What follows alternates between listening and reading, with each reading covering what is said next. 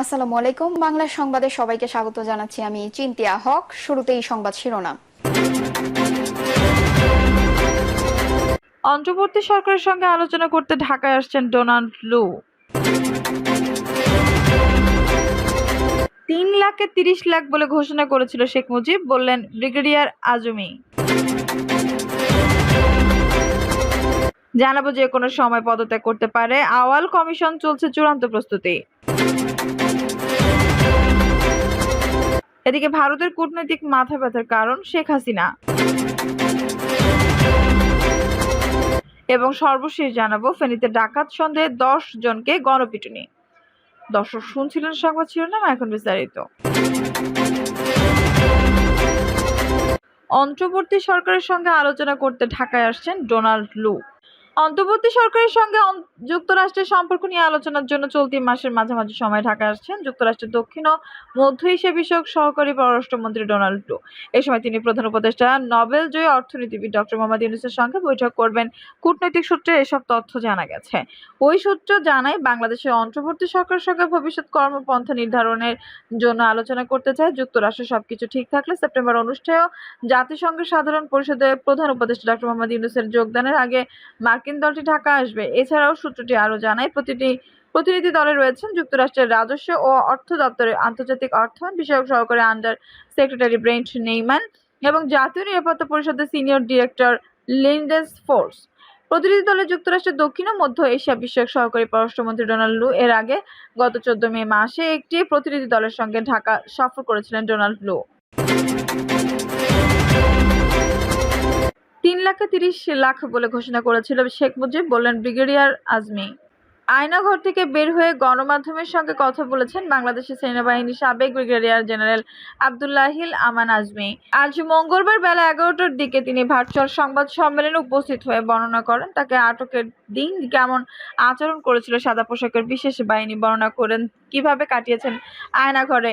একই সঙ্গে অন্তর্বর্তী সরকারের কাছে বেশ কিছু দাবি তুলে ধরেন।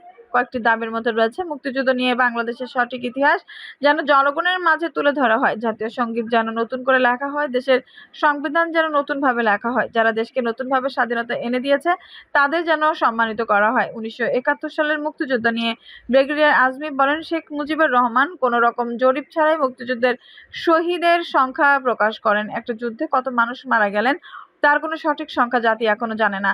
আমরা স্ত্রী ও পরিবারের উপর হামলা করা হয়। ব্রিগেডিয়ার আজমি শহীদের সংখ্যা নিয়ে একটি জরিপ হয়েছিল উল্লেখ করে ব্রিগেডিয়ার আজমি বলেন, একটা জরিপ হয়েছিল যেখানে 2,86,000 শহীদের সংখ্যা জানা গেলেও শেখ মুজিবুর রহমান 3 লাখ বলতে গিয়ে 3 মিলিয়ন বলে। সংবাদ সম্মেলনে ব্রিগেডিয়ার আজমি বলেন, বাংলাদেশের জাতীয় সঙ্গীত যেন নতুন করে লেখা হয়। বর্তমানে যে জাতীয় সঙ্গীত চলছে তা করেছিল ভারত।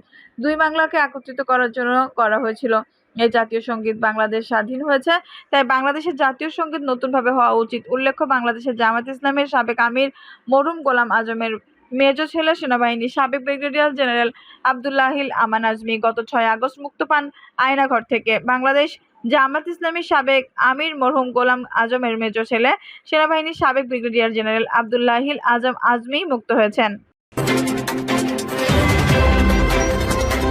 যে কোনো সময় পদত্যাগ করতে পারে আওয়াল কমিশন, চলছে চূড়ান্ত প্রস্তুতি। যে কোনো সময় পদত্যাগ করতে পারেন কাজী হাবিবুল আওয়ালের নেতৃত্বাধীন নির্বাচন কমিশন। এরই মধ্যে সিইসি এবং অন্য কমিশনাররা পদত্যাগের সার্বিক প্রস্তুতি সেরে নিয়েছেন বলে জানিয়েছেন তাদের ঘনিষ্ঠরা। সূত্র জানায়, রাজনৈতিক পট পরিবর্তনের পর অন্যান্য সাংবিধানিক প্রতিষ্ঠানের মতো নির্বাচন কমিশনের সংস্কার আসছে। এটি নিশ্চিত বলে মনে করছেন বর্তমান কমিশন। সেজন্য বেশ কয়েকটি ধরনের মানসিকভাবে প্রস্তুতি নিচ্ছেন তারা। সিইসি সহ অন্য কমিশনাররা অফিস করলে বর্তমানে তাদের বিদায়ের প্রস্তুতি প্রাধান্য পাচ্ছে। শেষ সময়ে নিজেদের প্রয়োজনীয় জরুরি কাগজপত্র সহ অন্যান্য সামগ্রী সরিয়ে নিচ্ছেন তারা। বিশেষ করে গতকাল সোমবার কমিশন বৈঠক করার পর কমিশনে তাদের পদত্যাগের গুঞ্জন ছড়িয়ে পড়ে। আজকালের মধ্যেই সিইসি সহ সব কমিশনার পদত্যাগ করতে পারেন বলেও চাওর ওঠে। এ ব্যাপারে জানতে চাইলে নির্বাচন কমিশনার মোহাম্মদ আলমগীর বলেন, আমরা যে কোনো সময় পদত্যাগের জন্য প্রস্তুত, তবে সময় কখন সেটা বলতে পারছি না। ছাত্র জনতার বিক্ষোভে শেখ হাসিনা পদত্যাগ ও নতুন অন্তর্বর্তীকালীন সরকারের শপথের পর রাষ্ট্রের বিভিন্ন গুরুত্বপূর্ণ প্রতিষ্ঠানের ব্যাপক রদবদল চলছে। পদত্যাগের হিড়িক পড়েছে সব সেক্টরে। রাষ্ট্র সংস্কার চলমান প্রেক্ষাপট কেউ স্বেচ্ছায় আবার কেউ বাধ্য হয়ে পদত্যাগপত্রে সই করেছেন। এ থেকে বাদ যায়নি বিচারাঙ্গন সহ বড় বড় স্বায়ত্তশাসিত এবং সাংবিধানিক প্রতিষ্ঠানও। উদ্ভূত পরিস্থিতিতে নির্বাচন কমিশন ইসি পুনর্গঠনের বিষয়টিও বেশ জোরাসোরে আলোচনা চলছিল গত কয়েকদিন। এমন প্রেক্ষাপটে সম্প্রতি পত্রিকায় একটি কলাম লিখে নিজের বক্তব্য তুলে ধরেন প্রধান নির্বাচন কমিশনার কাজী হাবিবুল আওয়াল। কলামে তিনি অসাংবিধানিক উপায়ে সংসদ ভেঙে দেওয়া হয়েছে বলে সমালোচনা করেন। পাশাপাশি হাসিনা সরকার পতনের পর দায়িত্ব নেওয়া বর্তমান সরকারের কোনো কর্মকাণ্ডেরও সমালোচনা করেন সিইসি। সূত্র জানায়, অন্তর্বর্তী সরকার দায়িত্ব নেওয়ার পর নিজেদের অবস্থান ও করণীয় জানতে সরকারের শীর্ষ পর্যায়ের সঙ্গে দেখা করার বরাবর চেষ্টা করেও ব্যর্থ হয়েছে আওয়াল কমিশন। আর সরকারের সাড়া না পেয়েই প্রধান নির্বাচন কমিশনার কাজী হাবিবুল আওয়াল কলাম লিখতে সরকার বা জনগণকে তাদের নিজেদের অবস্থান জানানোর চেষ্টা করেছেন। সেখানে তিনি নিজেদেরও দাবি করেন, আলোচনার জন্য কোনো লোক না পাওয়ায় তিনি পত্রিকা কলামের মাধ্যমে বক্তব্য তুলে ধরেছেন। প্রধান নির্বাচন কমিশনের এই কলামে নিয়ে বেশ তোলপাড় শুরু হয়। গুরুত্বপূর্ণ সাংবিধানিক পদে থেকে সংবাদ ভাঙা নিয়ে রাষ্ট্রপতির সিদ্ধান্তের সমালোচনা করায় সিসি পদে থাকা নিয়ে প্রশ্ন তোলেন আইন ও সংবিধান বিশেষজ্ঞরা। এছাড়া সিইসি পদে থাকার নৈতিক অধিকার হারিয়েছেন বলে মনে করছেন অনেকে। তবে আওয়াল কমিশনার যে সরে দাঁড়াতে যাচ্ছে, এই কলাম তার পূর্ব প্রস্তুতি বলেও মন্তব্য করেন কেউ কেউ। খোঁজ নিয়ে জানা গেছে, গত ৫ আগস্ট শেখ হাসিনার সরকারের পদত্যাগের পর দিন CEC Kazi Habibul Awal commissioner brigadier general Ahsan Habib, Mohammad Alamgir, Begum Rashida Sultana দপ্তরে উপস্থিত ছিলেন। এদিন কমিশনার আনিসুর রহমান কর্মস্থলে উপস্থিত হননি। এরপর থেকে সিইসি সহ অন্যরা অনিয়মিতভাবে যে সুবিধামতো সময় অফিস করে চলেছে, তবে মাঝে ১২ আগস্ট তারা জরুরি বৈঠকে বসেন। জানা গেছে, ওই বৈঠকে তারা পদত্যাগের বিষয়ে আলোচনা করেন। পদত্যাগের বিষয়ে সরকারের অবস্থান জানতে প্রধান উপদেষ্টা ডক্টর মোহাম্মদ ইউনূসের সঙ্গে সাক্ষাৎ করারও সিদ্ধান্ত হয়। এক্ষেত্রে পূর্ব পরিচয়ের সূত্র ধরেই সিইসি নিজেই ডক্টর ইউনূসের সঙ্গে সাক্ষাতের চেষ্টা করবেন বলে সিদ্ধান্ত হয়। তবে বিভিন্ন মারফতে চেষ্টা হলেও সাক্ষাতের জন্য প্রধান উপদেষ্টার দপ্তরের কোনো সাড়া মেলেনি বলে নির্বাচন কমিশন ও প্রধান উপদেষ্টার কার্যালয়ের সূত্র জানা গেছে কমিশনারদের মধ্যে বর্তমানে আহসান হাবিব মোটামুটি নিয়মিত অফিস করছেন। অন্যরা মাঝে মাঝে দপ্তরে আসেন। কমিশনার আনিসুর রহমান খুবই কম আসেন। তবে গতকাল সিইসি সহ বাকি সব কমিশনারই অফিস করেছেন। সেখানে বিদায়ের আগে গণ অধিকার পরিষদ ও নাগরিক ঐক্য নিবন্ধন দেওয়ার সিদ্ধান্ত নেন তারা। এর আগে আদালতের আদেশ আমার বাংলাদেশ পার্টি এবি পার্টিকে নিবন্ধন দেওয়া হয়। ২০২২ সালের ২৭ ফেব্রুয়ারি দায়িত্ব নেয় কাজী হাবিবুল আওয়ালের নেতৃত্বাধীন বর্তমান কমিশন। সাংবিধানিকভাবে ৫ বছরের জন্য নিয়োগ পেয়েছেন তারা। অনেক কমিশনার হলেও অবসরপ্রাপ্ত ব্রিগেডিয়ার জেনারেল আহসান হাবিব খান, অবসরপ্রাপ্ত জ্যেষ্ঠ সচিব মোহাম্মদ আলমগীর, অবসরপ্রাপ্ত জেলা ও দায়রা জজ বেগম রাশিয়া সুলতানা, অবসরপ্রাপ্ত জ্যেষ্ঠ সচিব আনিসুর রহমান। শুরুতে দায়িত্ব গ্রহণ করে রাজনৈতিক দলগুলোর সঙ্গে সংলাপ আয়োজন করে কমিশন। কিন্তু বিএনপি নেতৃত্বাধীন তৎকালীন সরকার বিরোধী জোট এই কমিশনকে শেখ হাসিনা সরকারের আজ্ঞাবহ হিসেবে উল্লেখ করে তাদের এই সংলাপ প্রত্যাখ্যান করে। পরে সময়বিরোধী সমগ্র দলগুলো নিয়ে নানা ধরনের কূটনৈতিক মহল বক্তব্য দেন। কমিশনাররা বিরোধী দলগুলোর বিরোধিতা ও বর্জন সত্ত্বেও এই কমিশনের অধীনে এই বছরের ৭ জানুয়ারি দ্বাদশ সংসদ নির্বাচন হয়। আর এই নির্বাচনের মধ্য দিয়ে টানা ৪র্থবারের মতো রাষ্ট্রের ক্ষমতায় আসে আওয়ামী লীগ। এতে আবেগের কমিশনের মতো এই কমিশনারকেও আওয়ামী লীগ সরকারের চূড়ান্ত সহযোগী হিসেবে চিহ্নিত করা হয়। বাংলাদেশের সংবিধান ১১৮ অনুচ্ছেদ অনুযায়ী প্রধান নির্বাচন কমিশনার এবং ৪ জন নির্বাচন কমিশনার রাষ্ট্রপতির আদেশ নিয়োগপ্রাপ্ত। আর রাষ্ট্রের যে কোনো বিশেষ পরিস্থিতিতে স্বেচ্ছায় অথবা রাষ্ট্রপতির আদেশে পদত্যাগ করবে নির্বাচন কমিশনের সর্বোচ্চ এসব পদে কার্যালয়ের মেয়াদ তাদের কার্যবাহ গ্রহণের দিন থেকে ৫ বছর। ভারতের কূটনৈতিক মাথা ব্যথার কারণ শেখ হাসিনা। বাংলাদেশের শিক্ষার্থীদের নেতৃত্বাধীন গণ আন্দোলনে উৎখাত হওয়ার পর সাবেক প্রধানমন্ত্রী শেখ হাসিনা হেলিকপ্টার বাংলাদেশ থেকে পালিয়ে যান ভারতে। বিশ্লেষকরা বলছেন, ভারতের জন্য এখন কূটনৈতিক মাথা ব্যথা হয়ে উঠেছে হাসিনা। ১৫ বছরের শাসনামলে মানবাধিকার লঙ্ঘন এবং বিরোধীদের দমন পীড়নের প্রতিবাদে এই গণ আন্দোলনে যারা নেতৃত্ব দিয়েছিলেন তাদের দাবি শেখ হাসিনাকে ভারত থেকে ফিরিয়ে এনে বিচারের মুখোমুখি করা হোক। কিন্তু ৭৬ বছর বয়সী হাসিনাকে ফেরত পাঠাতে হলে দক্ষিণ এশিয়ার অন্যান্য প্রতিবেশীদের কাছে ভারতের অবস্থান ক্ষুণ্ণ হওয়া ঝুঁকি রয়েছে।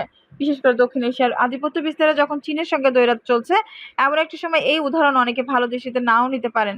বিরোধ সমাধান বিষয়ক থিঙ্ক ট্যাঙ্ক ইন্টারন্যাশনাল ক্রাইসিস গ্রুপের টমাস কিন বার্তা সংস্থা এএফপিকে দেয় এই সাক্ষাৎকারে বলেন, ভারত স্পষ্টতই তাকে বাংলাদেশ ফেরত পাঠাতে চায় না। এর ফলে নয়াদিল্লির সঙ্গে ভালো সম্পর্ক থাকা এই অঞ্চলের অন্যান্য নেতাদের কাছে একটা বার্তা পাঠানো হবে যে শেষ পর্যন্ত ভারত আপনাকে রক্ষা করবে না। বিষয়টা ভারতের জন্য খুব ইতিবাচক হবে না।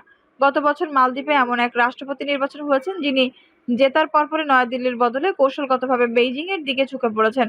হাসিনার পতনের ফলে ভারত এই অঞ্চলে তার ঘনিষ্ঠতম মিত্রকে হারিয়েছে।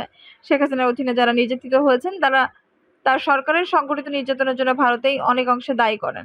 ভারতের হিন্দু জাতীয়তাবাদী প্রধানমন্ত্রী নরেন্দ্র মোদীর কূটনীতিও সেই বৈরতা ছাড়তে ভূমিকা রেখেছে।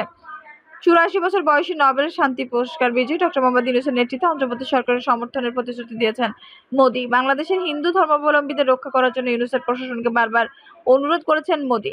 ভারতের স্বাধীনতা দিবসে সপ্তদশ শতকের লালকেল্লা থেকে দেয়া ভাষণে মোদি বাংলাদেশি হিন্দুদের বিপদে পড়ার বিষয়টি উল্লেখ করেন এবং পরবর্তীতে মার্কিন প্রেসিডেন্ট জো বাইডেনের সঙ্গে ফোনালাপেও বিষয়টি উত্থাপন করেন। শেখ হাসিনার পতনের পর বিশৃঙ্খলা পরিস্থিতিতে হিন্দু ধর্মাবলম্বী এবং মন্দিরের উপর কিছু হামলার ঘটনা ঘটে। এসব ঘটনার নিন্দাও জানানো হয়েছে বাংলাদেশের আন্দোলনকারী এবং অন্তর্বর্তী সরকারের পক্ষ থেকে। কিন্তু ভারতের সরকার সমর্থক বেশ কিছু সংবাদ মাধ্যমে এসব ঘটনার অতিরঞ্জিত বিবরণ দেশটিতে বাংলাদেশের পরিস্থিতি সম্পর্কে নেতিবাচক ধারণা ছড়িয়েছে। বিএনপি মহাসচিব মির্জা ফখরুল ইসলাম আলমগীর বলেছেন, ভারত হাসিনাকে সমর্থন করে তার সব ফল এক ঝুড়িতে রেখে দিয়েছে এবং পরিস্থিতি কিভাবে বদলাতে হবে সেটা বুঝতে পারেনি। হাসিনার আমলে গ্রেপ্তার হওয়া হাজার হাজার বিএনপি নেতাকর্মীদের একজন মির্জা ফখরুল এএফপিকে বলেন, বাংলাদেশের জনগণ ভারতের সাথে সম্পর্কে চায়, কিন্তু সেটা নিজেদের স্বার্থের বিনিময়ে নয়। তিনি বলেন, দুর্ভাগ্যজনকভাবে ভারতের মনোভাব এই আত্মবিশ্বাস তৈরির জন্য অনুকূল নয়। এমন অনাস্থা এবং অবিশ্বাসের পরিস্থিতিতেই আগস্ট মাসে ভয়াবহ বন্যা আক্রান্ত হয় দুই দেশটাই। অনেক বাংলাদেশের পক্ষ থেকে ভারতকে এই বন্যার জন্য দায়ী করা হয়। বাংলাদেশ অন্তর্বর্তী সরকার এখনো প্রকাশ্যে নয় দিল্লির কাছে শেখ হাসিনার ভারতে আশ্রয় নেওয়ার বিষয়টি উপস্থাপন করেন, কিন্তু কূটনৈতিক পাসপোর্ট বাতিল করার কারণে নয়াদিল্লির কাছে একটি সামরিক বিমান ঘাঁটিতে অবস্থান করা হাসিনার অন্য কোনো দেশে যাওয়াটাও কঠিন হয়ে পড়েছে। বাংলাদেশ ও ভারতের মধ্যে 2013 সালে একটি দ্বিপাক্ষিক প্রত্যাবাসন চুক্তি হয়েছিল। এর অধীনে শেখ হাসিনাকে বাংলাদেশে ফিরিয়ে এনে বিচারের মুখোমুখি করার সুযোগ রয়েছে। তবে চুক্তির একটি ধারায় অপরাধ রাজনৈতিক চরিত্রের হলে ফেরত পাঠানোর অনুরোধ প্রত্যাখ্যানের সুযোগও দেওয়া হয়েছে দুই দেশকে। ফেনীতে ডাকাত সন্দেহে 10 জনকে গণপিটুনি।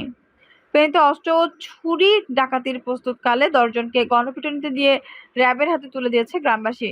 এ সময় তাদের কাছ থেকে একটি অস্ত্র, বেশ কয়েকটি দাঁত ছুরি উদ্ধার করা হয়। আটকরা জানিয়েছে তাদের বাড়ি লক্ষ্মীপুর জেলায়। তারা ফেনী শহরের রামপুর এলাকায় ভাড়া বাসায় থাকেন। স্থানীয়রা জানান, ডাকাতি করার উদ্দেশ্যে 12 জন সদস্য 3টি সিএনজি নিয়ে এলাকায় আগে থেকে অবস্থান করছিল। সন্দেহজনক মনে করে হাওয়াতে এলাকাবাসী গণপিটুনি দিয়ে একটি ফার্মেসির দোকানে অবরুদ্ধ করে রাখে। পরে র্যাবের হেফাজত তাদের তুলে দেওয়া হয়েছে। স্থানীয় শাহাদাত নামে একজন জানান, তারা এলাকায় ঘোরাঘুরি করছিল, সিএনজি হারিয়ে গেছে বলে আমাদের জানায়। পরবর্তীতে আমরা তাদের জিডি কপি দেখাতে বলি, কিন্তু তারা দেখাতে পারেনি। তাদের আচরণ সন্দেহ হলে সিএনজিগুলো তল্লাশি করে সেখানে অস্ত্রসহ ছুরির চাপাতি পাওয়া যায়। এরপরে এলাকাবাসী একত্রিত হয়ে মারধর দিয়ে দোকানে আটকে রাখে। এ বিষয়ে ফেনীস্থ জাবসাদের কোম্পানি অধিনায়ক মোহাম্মদ সাদেকুল ইসলাম বলেন, এরা কেউই ফেনীর নয়, সবাই সিএনজি অটোরিকশা চালান। এরা একটি দল হয়ে বিভিন্ন এলাকা ঘুরে ঘুরে বেড়ায় ও সুযোগ পেলে ডাকাতি ও লুটপাট করে। ফেনীতে এমন বেশ কয়েকটি গ্রুপ আছে যারা সংঘবদ্ধ হয়ে এমন কাজ করে। যাদের আটক করেছে জিজ্ঞাসাবাদ করা হবে। পরবর্তীতে অন্য কেউ জড়িত আছে কিনা বের করা হবে। দর্শক, এই ছিল এখনকার সর্বশেষ সংবাদ। নিউজটি ভালো লাগলে অবশ্যই একটা লাইক দিন, কমেন্ট আপনার মূল্যবান মতামত জানান। সবসময় আমাদের পাশে থাকতে সাবস্ক্রাইব করে বেল বাটনটি অন করে রাখুন। ধন্যবাদ।